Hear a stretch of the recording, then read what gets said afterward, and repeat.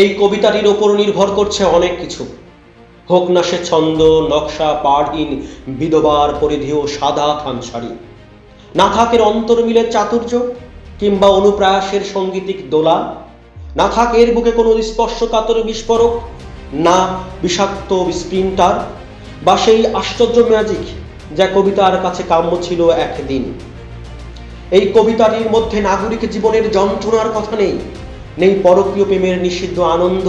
দ্বন্দ্ব, খাঁচার ভেতরে অচিন পাখির আধ্যাত্মিকতা, নেই মার্মি বাউল বা কোনো আত্মমগ্ন কবির মনোবৈকল্যের বিশ্লেষণ। এখানে রোমাঞ্চ নেই, রহস্য উপন্যাসের অলৌকিক ঈশ্বরের প্রশস্তি গাথা বা সদ্যমৃত কোনো প্রিয় বন্ধু নির্জন কবরে সাজানোর যোগ্য এপিটাফ এটি নয়।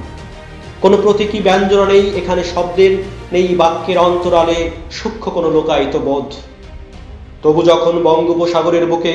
ঘনীভূত নিম্নচাপের প্রভাবে আকাশচর্যহীন বন্দরে বন্দরে বিপদ সংকেত, আমার প্রিয় মাতৃভূমির উপর যখন নেমে আসছে অন্ধহীন অন্ধকার, আমার স্বপ্নের চিত্রিত হরিণের গা থেকে যখন লাবণ্যময় চামড়া খুলে নিয়ে যাচ্ছে সাম্রাজ্যবাদী বুট ব্যবসায়ীর দল, ৩০ লক্ষ শহীদের রক্ত দিয়ে লেখা সংবিধান যখন যথেচ্ছা নক্ষাঘাতে হচ্ছে ক্ষতবিক্ষত, স্বাধীনতা বিরোধীদের মন্ত্রীর রাষ্ট্রীয় সকলে যখন আমাদের প্রাণের পতাকা অনিচ্ছে উঠছে বাতাসে, ৫.৫ কোটি ভূমিহীন কৃষক ৫৪,০০০ বর্গ মাইলের মধ্যেও ৩.৫ হাত কবরের মাটি খুঁজে পাচ্ছে না, নিবিড় পাট চাষের যখন বদলে যখন অত্যন্ত সফলভাবে সম্পন্ন হচ্ছে নিবিড় কোটিপতি চাষ, আমার ভাইয়ের রক্তে রাঙানো টিভির পর্দা যখন পাশ্চাত্যের হাঙর সংস্কৃতি এসে গিলে খাচ্ছে পদ্মার রূপালী ইলিশ, যখন আমাদের শত্রুরা সঙ্গবদ্ধ,